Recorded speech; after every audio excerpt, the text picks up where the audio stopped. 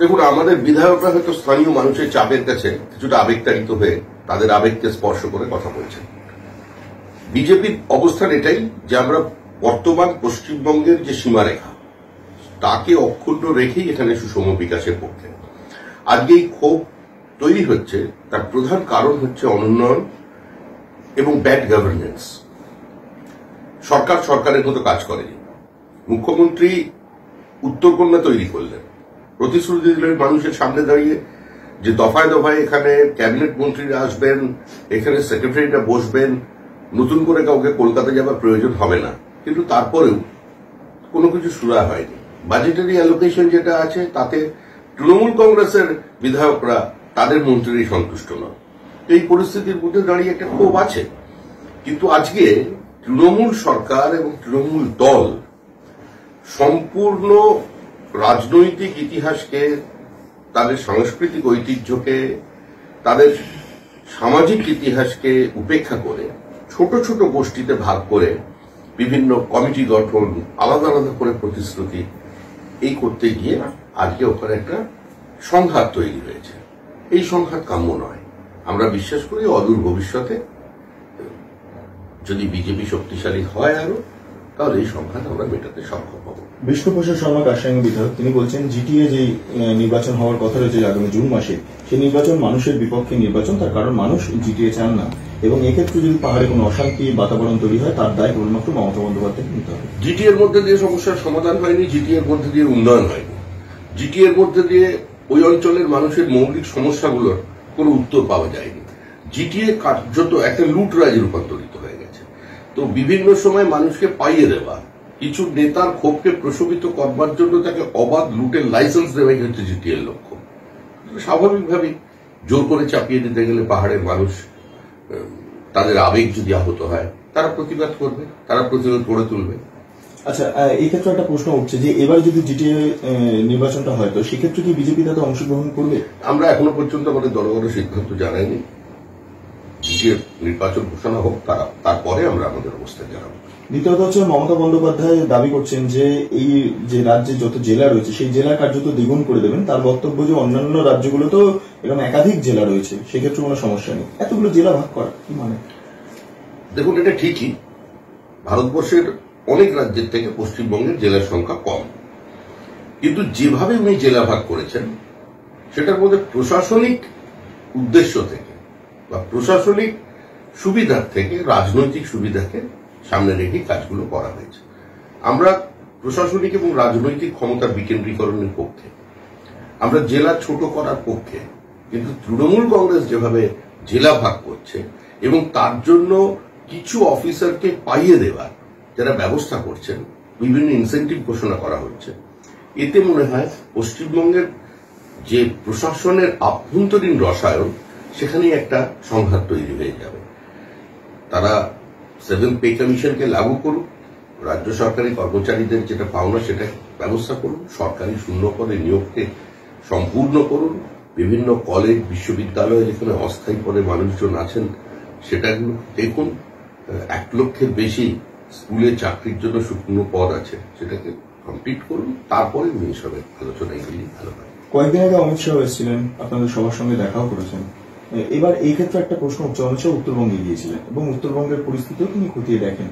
এই যে উত্তরবঙ্গ নিয়ে এত কথাবার্তা চলছে, সেক্ষেত্রে অমিত শাহের সাথে কি দলের পৃথকভাবে কোনো কথা হয়েছে উত্তরবঙ্গের আলাদা করে দেখা বা উত্তরবঙ্গের উন্নয়ন নিয়ে অমিত শাহ যাতে ভাবেন? আমরা যা কিছুই রাজনীতি করি বা আমাদের দৃষ্টিভঙ্গির মধ্যে একটা কোহেসিভনেস আছে। আমরা কোনো অবস্থাতেই বাংলা ভাগ করবার পক্ষে নয়।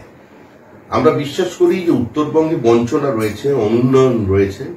উত্তরবঙ্গের মানুষের জন্য বিভিন্ন রাজনৈতিক দলের নেতারা কুম্ভীরাশ্রু বিসর্জন করেছেন। বঞ্চিত উত্তরবঙ্গ, অবহেলিত উত্তরবঙ্গ, পিছিয়ে পড়া উত্তরবঙ্গের বক্তৃতা চলেছে, কিন্তু কার্যত উন্নয়ন হয়নি, শিল্পায়ন হয়নি। উত্তরবঙ্গের ছেলেরা চাকরি পেত স্টেট ট্রান্সপোর্টে, সেটা কার্যত ধ্বংস হয়ে গেছে। তো এই পরিস্থিতির মধ্যে দাঁড়িয়ে স্বাভাবিক যে মানুষের ক্ষোভ আছে, সেখানকার আমাদের জনভিত্তি আছে, আমাদের সাংসদ আছেন, বিধায়করা আছেন, তাদের প্রত্যেকে নির্বাচনী কেন্দ্রে সেখানকার মানুষের যে পুঞ্জীভূত ক্ষোভ, সেটাকে তো ছোঁবার আমরা চেষ্টা করবই। কিন্তু তার অর্থ এই নয় যে আমরা সেখানে কোনো বিচ্ছিন্নতাবাদী আন্দোলন শুরু করে দেব। আমরা মনে করি উত্তরবঙ্গ বঞ্চিত, আমরা মনে করি কলকাতায় বসে উত্তরবঙ্গের জন্য শুধু কিছু ওই কুম্ভীরাসু বিসর্জন করে এই সমস্যার সমাধান করা যাবে না। আজকে যদি মানুষের মনের মধ্যে থেকে আজকে রাজ্যভাগের কথা আসে, কেউ যদি রাজ্যভাগের দাবি করেন, এই দাবিটা তো কোনো দেশবিরোধী দাবি নয়, এই দাবিটা তো কোনো অন্যায় নয় বা কোনো অপরাধ নয়।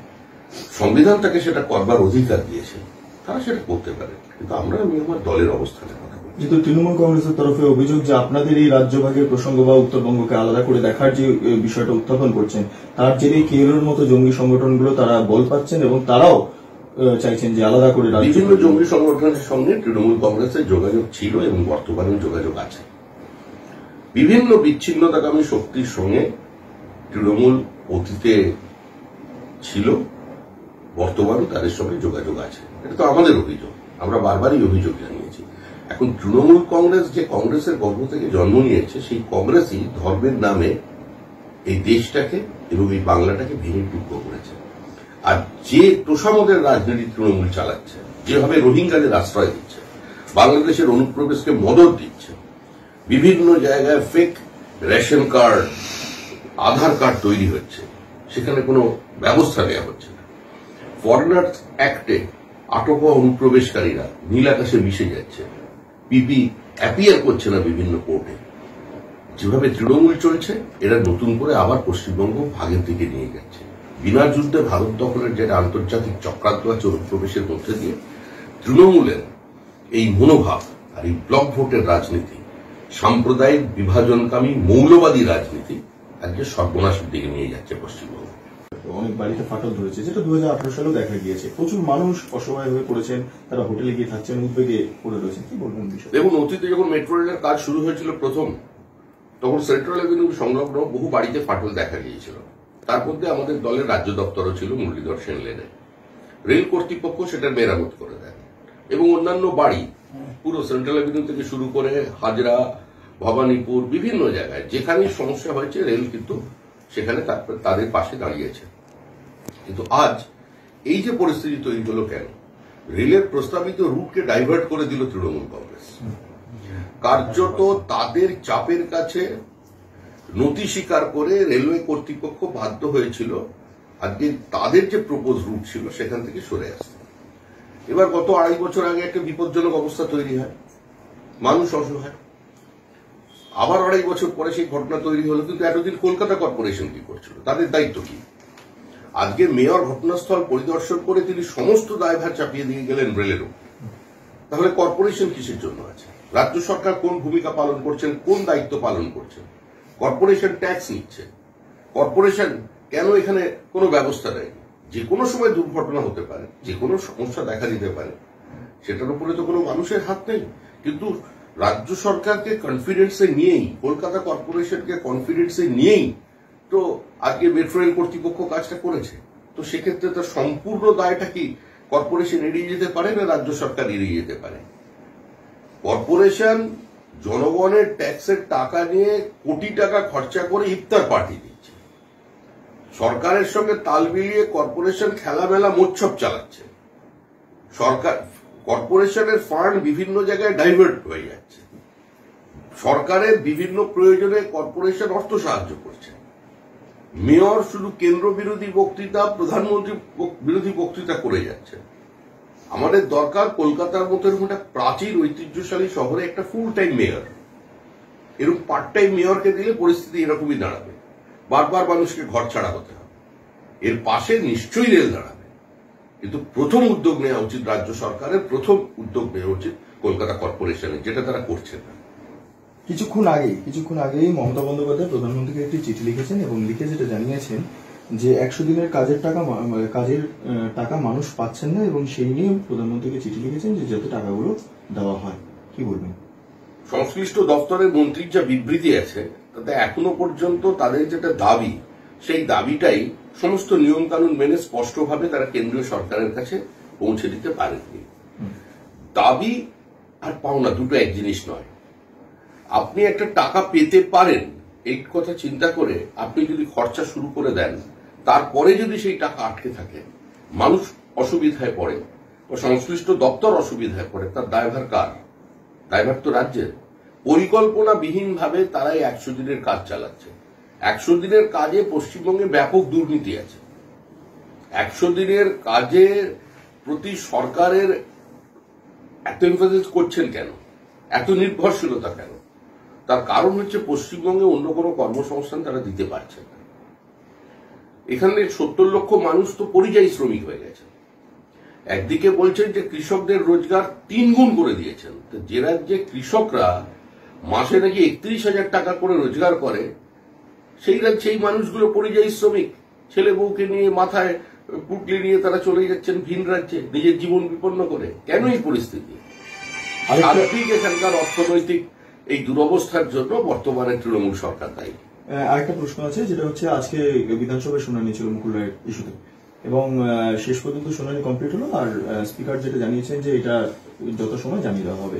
এই যে দুবার করে এই শুনানি শেষ পর্যন্ত হলো, প্রথমবার একবার হলো, সেখানে মুকুল রায় বিজেপিতে আছেন সেটা স্পিকার ঘোষণা করলেন। এবার এখনো পর্যন্ত একটা অনিশ্চয়তার খাতে রয়েছে, হয়তো সম্ভবত এরকমও হতে পারে যে স্পিকার বলবেন আবার মুকুল রায় এখনো বিজেপিতে আছে। পশ্চিমবঙ্গের একটা স্কুল পাঠ্য শিশুও জানে মুকুল রায় বিজেপিতে নেই, মুকুল রায় তৃণমূল কংগ্রেসে চলে গেছেন। আমরা তো চেয়েছিলাম মুখ্যমন্ত্রী বিবৃতি দেন যে মুকুল রায় কোন দলে আছেন।